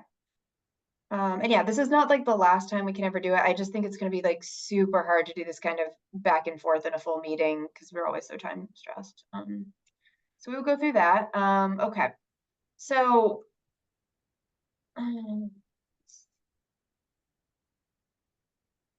trying to think, policy and funding gaps, which we kind of talked about this already. Let's see if there's anything. I'm thinking we may not need this section because we talked about like policy and financial challenges, but let's see what we got in there. Some cases tenants are not eligible for existing programs. That's true. I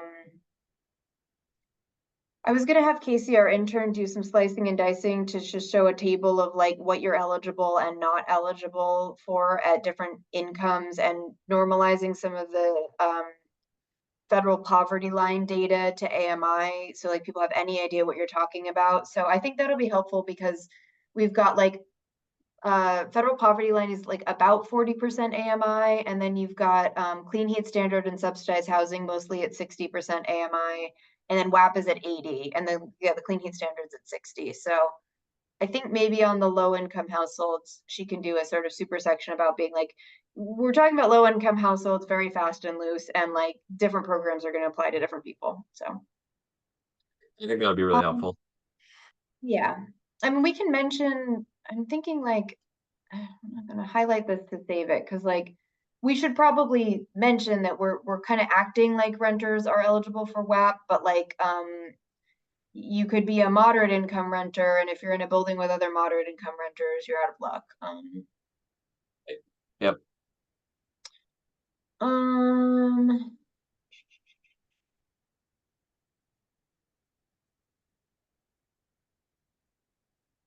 Okay.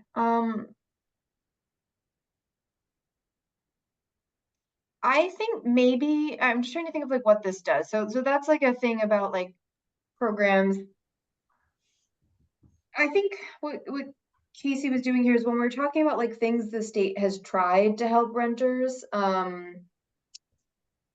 you know, my program here at BHFA was crafted with the idea that we could help renters. You know, basically it's an on-bill program, and if you move out of your unit, you don't pay, the next renter pays, and then the landlord left holding the bag if you can't get a new renter to sign it, and everyone signs onto this. We haven't done any renter projects. I don't know if it's easy to get in the weeds in this. I think it's helpful to say like this program is not the silver bullet to helping renters that you thought. And I do always think that even if you can show that it's going to pay back over time, I don't know that renters are going to be super enthusiastic about trying out this program to make an investment in their rental property. That's a big ask, you know, based on what we know about. Maybe if it's a, you know, especially I think a single family home or somewhere you really think you're going to be there for a long time as a renter, but especially in today's housing market, I think there are fewer and fewer people like feeling confident that they're going to be able to stay in their unit a long time, you know, compared to 5 or 10 years ago is my guess. I mean, it's got to be individual. I think And we could leave that. Yeah. I think I agree with everything you just said. I think that's really the crux of the issue, especially in a place like Burlington. You have a lot of folks that are there for a few years for college, or whatever, and then they're moving out. So I not don't know a ton of about the, incentive. yeah, yeah, I'm gonna get rid of this one. I think I basically said like, it's hard to convince renters or moderate income households to weatherize, like in ways that we're not fully figuring out how to do that well. I don't think this is super what I meant. I'm going to say, and experiences the benefits of a lower of, oops. Sorry, just give me a second. Experiences the benefits of lower heating costs. This been slow program uptake overall, especially on renters. It may be difficult to make the case to renters to invest in a property they do not own, even if they can save on costs.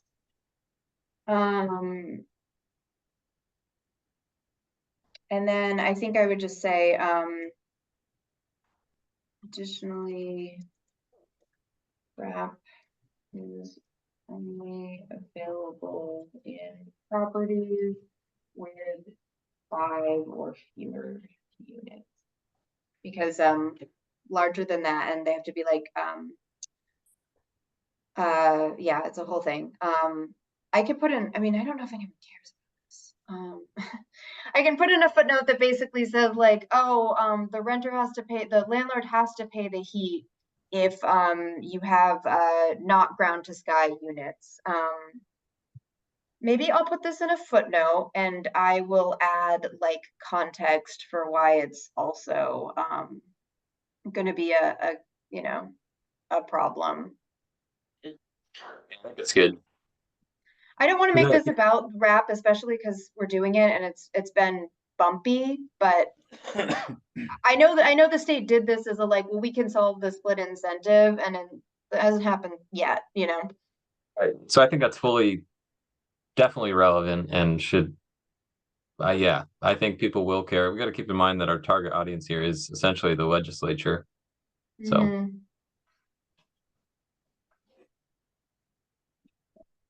Okay. It's not really targeted landlords beyond the low income range. So get rid of this. The program is targeted to households between 80. Okay. Okay, so that's fine. I think that at least speaks to the fact that like, I'm prepared to talk about it in front of the legislature, but yeah, I think this was pitched as like, this is going to solve the split incentive for moderate income renters, and it hasn't. Okay. I'm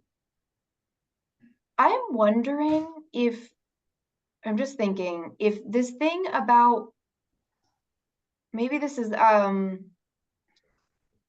so we talk about programs here. I don't know if it makes sense to move WAP to this section. Like it kind of flows where it is before, but then we just talk about a bunch of other things the state has tried. Do you think it makes sense to stick the WAP program into here? Just because we've talked about like programs and we talk about WAP, and then there's some other stuff, and then we talk about other programs.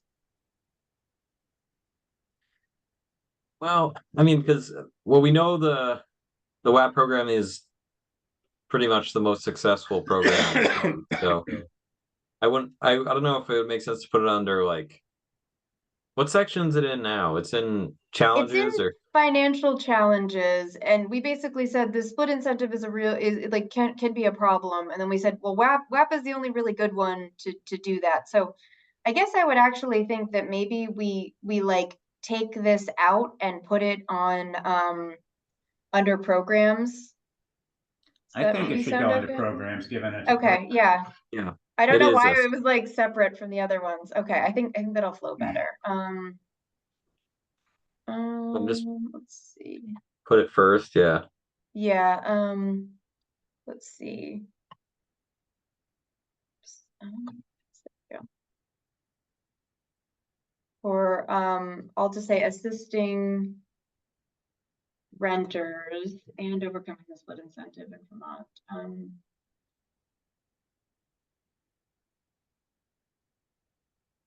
So maybe we move this up here and say, however, WAP only serves renters or properties with tenants under at or below 80% AMI. And we can talk about that more above. So many renters are not income eligible for this program. Does that sound okay? Renters and properties are not eligible for this program. I think that's an important note, just because we're talking about how successful the program is, and it's just like, but keep in mind, this is only for 60% or 80% AMI and lower. How about I find some data that I think I did this in the workbook. So I'll just say Mia to add like how many renters are not. I could do some like I think we have that data. yeah, I think I did that. Yeah, the ACS data that you shared. If you want to grab it, otherwise I'll just put it in like sometime. I think I was actually just looking at this the other day. I was let me pull it up.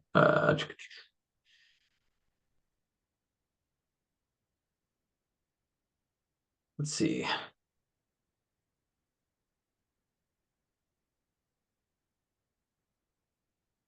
So about 70, well, yeah, according to this data, 70% of renters, let me make sure I'm quoting this. Yeah. 70% of renters are eligible, are at 80% AMI and lower. There's little more than 72,000, according to the ACS data from 2022, there's 72,636 rental households in the state, and almost 51,000 of which are at 80% AMI or lower. So 70% exactly. Would you mind sticking that in the chat and also the citation, and I can put it in right now if you have it. That way I can Sure. Can take a look. Okay, where it only serves renters and property. And we can put how many all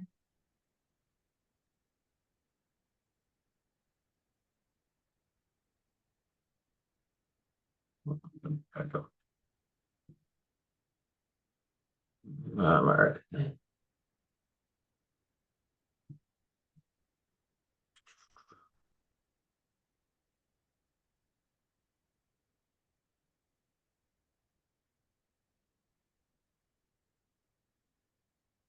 Just formatting and pulling out of Excel. So yeah.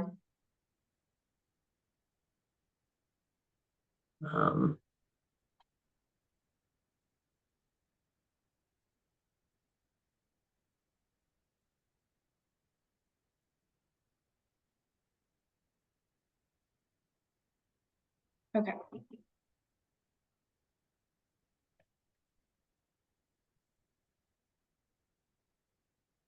Okay, I think that we're making real progress as we come close to wrapping up. Like we're not done, but I do feel like this is actually like way more coherent than it started out with, and like we're getting to the things that matter. Like I'm actually really excited by our progress.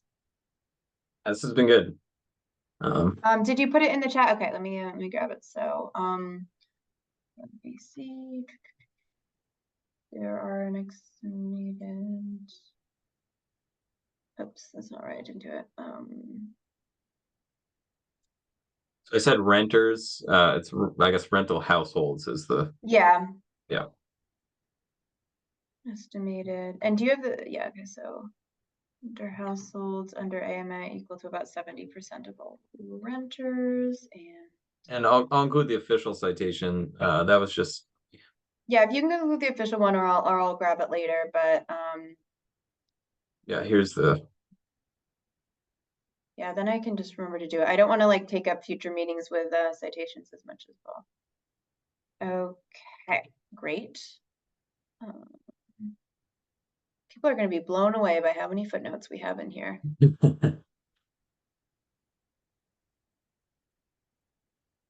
Okay. Okay, so however, So you want the number of like households that are not for that following paragraph? It says, however, yeah. yeah. So it's like, we could just say 30% of renters,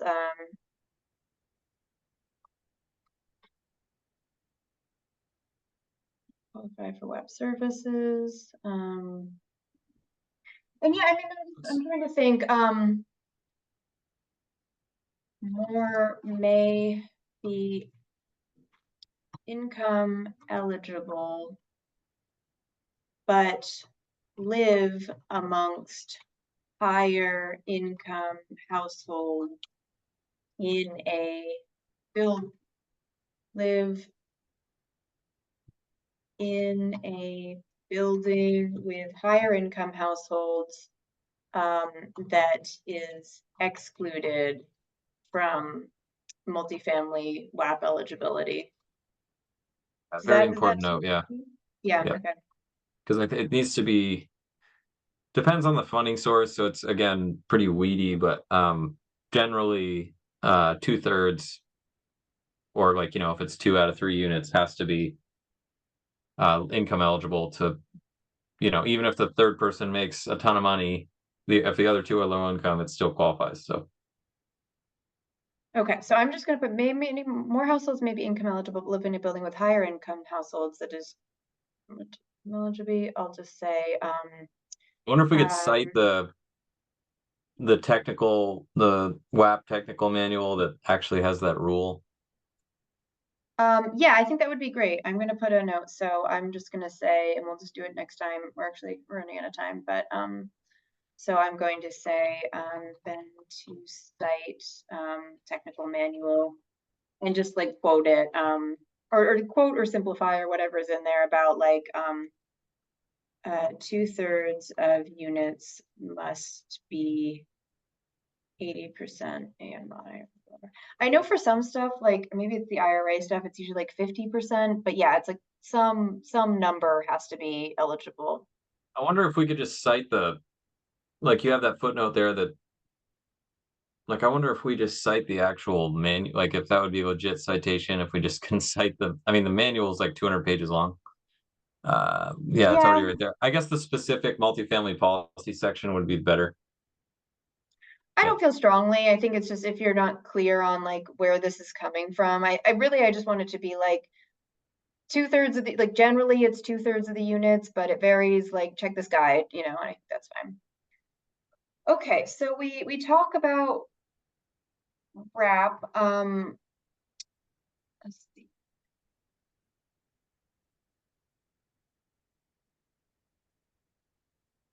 Okay, so I think this is one of those ones where it came from another section, so it says functionally the same thing as we've kind of crafted in this paragraph. And maybe we put yeah, I think we can get rid of this paragraph. I think it's the same thing essentially. I think you're right, because we sort of, what we just described in the sentence you talked about, how there's the nuances of like, building eligibility, I think gets at that. And then,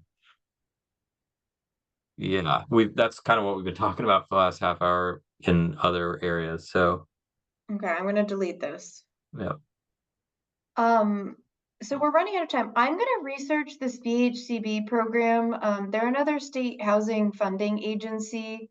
I don't know that they do that. I'll have to see what they do. They have some sort of like rental improvement programs, but I don't know that they work that way. So I'm going to research this, and I'll try to figure out like what happened next.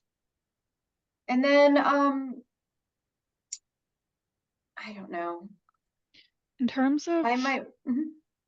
sorry Yeah. to interrupt. In terms of like things that we're going to research or come back with Mhm. information, do you want us to have notes for the next meeting that we can add, or is that like an email I can send? I think it's fine to send an email. Ideally, Okay. it would be text that's pretty formatted, so we could just like copy and paste it. I could copy and paste it in, and then we can all take a look and be like, yeah, that looks right, or what does that mean? But rather than crafting it. Mhm. Ben, do you know much about the Burlington weatherization code? I could do some research, or I don't know if you've. I do not. It's been kind of on my to-do list to come up to speed on that. That's sort of, I kind of speak the weatherization language, as it were. So if you want, I can look into that. I think so. I mean, I think the thing has been like, well, that's one example of where the state, like, we're kind of showing examples of like what the state has tried to do for renters, and like this is where it's like working or not working. So yeah, And I what think that would be challenges there? helpful. It's Yeah. not working right now. Right, That's exactly. And so like well, because we've kind of gestured in recommendations to like, well, we could think about better code enforcement, but if Burlington has tried it and it's not working, then like.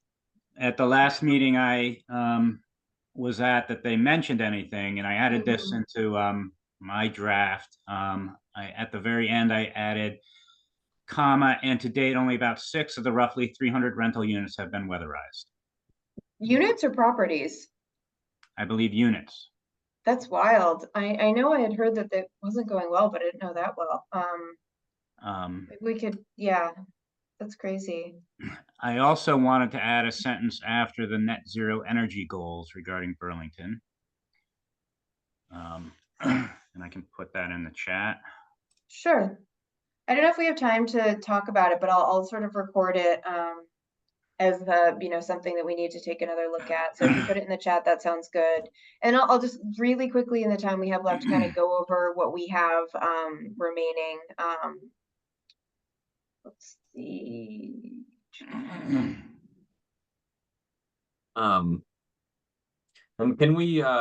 Can you share this kind of draft with this group just so that I will email it, and then Ashira Great. will as well. Yeah. Awesome. Okay, I'm just gonna stick this here, and then we'll figure out where we put that in. I just don't want to forget it right now. And then I just wanted to go super quickly through I mean benefits. I think it's gonna kind of be the WAP thing. So we'll have to think about how to talk about that.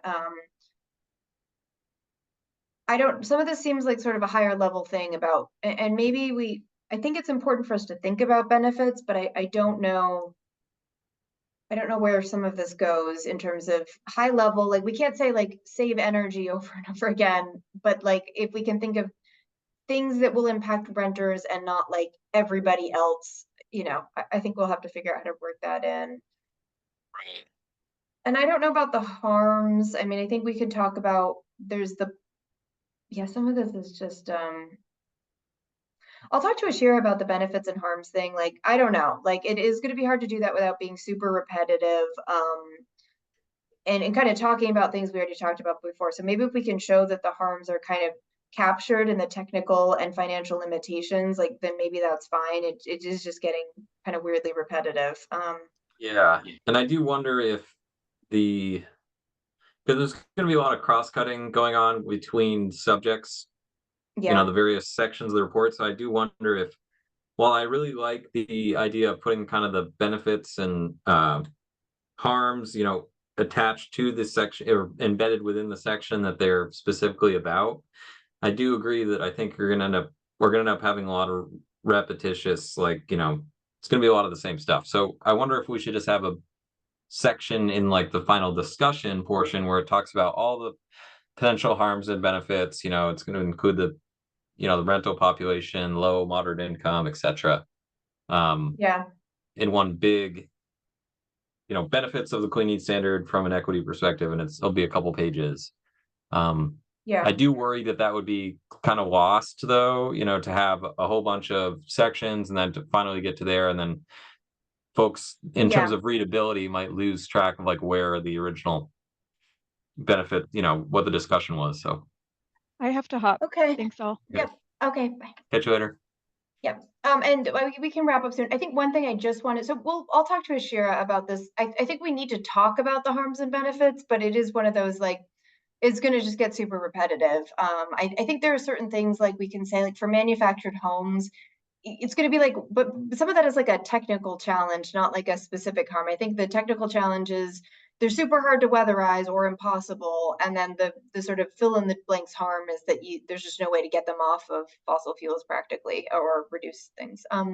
One thing I think we should all think about in the interim, potentially under a recommendation is so I wanted to make sure we got a good balanced take on what people are thinking about with the clean heat standard. So we are going to have Ben Edgerly Walsh from VPIRG talk next meeting, and I think some of it is just going to be like about the benefits of like the clean heat standard and equity and stuff, and he can say what he wants to say, and I think we'll hear that out. He's also very excited about the possibility of portable heat pumps that you don't have to be installed by a professional, and they're those window unit ones. And I think that would be helpful for us to talk about it because it's one of those things that could be a total game changer or like really stumble in implementing. And there's landlords who don't let you have like window units in the windows or the right kind of windows that you can stick an air conditioner in. So I think that's going to be sort of forcing us to talk about that next time. So if you want to sort of listen to his talk and maybe if there's any individual research you can do about like the extent to which that's happening, I think that would be helpful because yeah, I think it could be a huge tool for the legislature to kind of overcome the split incentive or maybe not. So let's talk about Sure. that. Yeah, thanks for the heads up on that. Yeah. Yeah. I don't know how much he's going to get into it, but I know he's excited, and Efficiency Vermont is doing like a little pilot to try to get these sort of new technology into households to rental units to sort of see how it works. But yeah, so I think we've made amazing progress. I'm kind of hopeful that we can do this in one more session, or at least most of it. I'm sure the full group will want to weigh in. It'd be great if we could come to the next one with anything that's kind of been pointed to you, and especially since we didn't get to this recommendations section, I think if there's any sort of fleshing out of like suggestions you would make in light of our conversations about things the legislature should do, that would be maybe good to talk about. Like, if we have some baked language about code enforcement or rent stabilization or a rental registry, and I can certainly talk about where the state has, gone in the rental registry landscape before. So yeah, I think I'm hoping that like one more of these could really take us over, close to having something submittable for this. So This section. yeah, the section, not the whole Yeah. report. I don't know. We're gonna run out of time for the whole report. I think this one is really important and is bulkier than some of our other sections. So I do think if I within agree. this working group context, we can do low income households and renters. The other pieces, while important, I think could be done more individually and less back and forth. So I Agreed. think if Yeah. we can get these two sections done in the working group, we will be well on our way to getting, this Yeah. again. I think we should be able to. And my personal goal is to have my section completed in the next couple weeks here, or at least rough drafted out, so that I would love to throw them up on here in this working group to get others' feedback as well. So Okay, well, that sounds great. Thank you both. I will email all three of us with the sort of frozen in time version. I'll send it to Ashira and she can include it with the group. I'm not sure how much time we'll have to talk about it, but yeah, that sounds good. Thank you, everyone. This was great. thank you. Okay, talk to you soon. Yeah, have a great afternoon. Sharing, Everyone. and I'm gonna end Yep. this. Thanks, everyone.